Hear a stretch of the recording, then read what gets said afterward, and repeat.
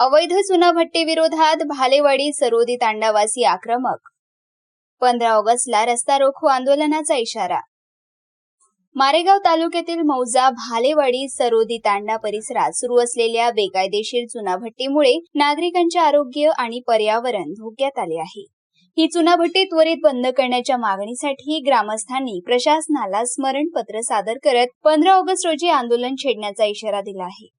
चुनाभट्टीमुळे परिसरात प्रचंड धूर आणि प्रदूषण पसरत आहे। याचा थेट फटका चिमुकली मुले, महिला व वयोवृद्ध नागरिकांच्या आरोग्याला बसत असून पर्यावरणाची मोठी हानी होत आहे। यापूर्वी 5 ऑगस्ट रोजी तक्रार अर्ज देऊनही प्रशासनाने कोणतीही कारवाई केली नाही। त्यामुळे संतप्त झालेल्या 60हून अधिक ग्रामस्थांच्या सह्यांचे स्मरणपत्र 13 ऑगस्ट रोजी तहसीलदार, गट विकास अधिकारी आणि पोलीस निरीक्षक यांना सादर करण्यात आले।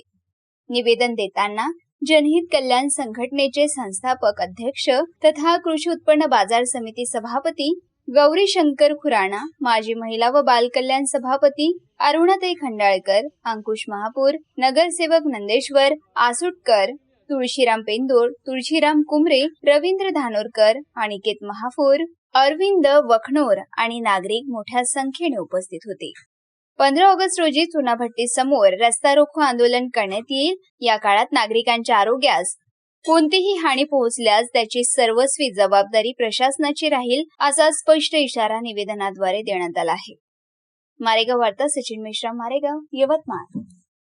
आज मौजा भालेवाडी अंतर्गत असलेल्या सरोदी तांड्याजवळ चुनाभट्टी बंद करण्याबाबत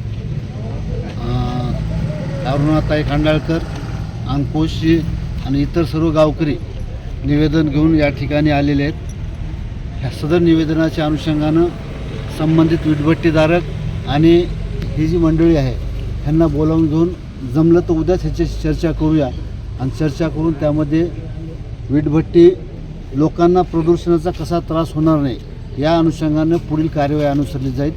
निश्चितच म्हणजे लोकांना त्रास होणार नाही ह्याबाबत प्राधान्याने प्रशासनाच्या वतीने काळजी घेतली जाईल। आज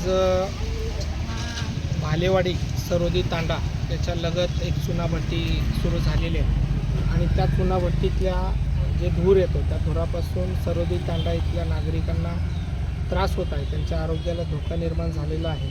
अशा पद्धतीचं एक निवेदन आज मला त्या गाववासियांनी दिलेलं आहे। तर या निवेदनाचा विचार करून आम्ही महसूल विभागाशी चर्चा करू आणि याच्यावर काय उपाययोजना करता येतील त्या अनुषंगाने आम्ही महसूल विभागासोबत चर्चा करू।